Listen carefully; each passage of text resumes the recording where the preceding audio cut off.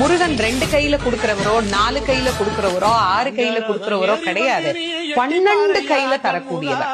கேட்டவருக்கு கேட்ட வரங்களை அல்ல, நினைத்தவருக்கு நினைத்த வரத்தை விட அதீதமான நலன்களை வாரி வாரி வழங்கக்கூடியவர். அவர் 12 கையில கொடுப்பார், வாங்குறதுக்கு நமக்கு தான் 2 கை பத்தாது. அப்பேற்பட்ட வள்ளலாக விளங்கக்கூடியவர் முருகப்பெருமான். அவர் வள்ளல்னா பக்கத்துல இருக்கிற அம்மா சும்மா கிடையாது, அவள் வள்ளி. இவர் 1 கொடுத்தா அந்த அம்மா 2 கொடுங்கன்னு வாழலாம். அப்படி கணவனும் மனைவியும் போட்டி போட்டுக்கிட்டு நமக்கு கொடுக்க தயாரா இருக்கிறாங்க.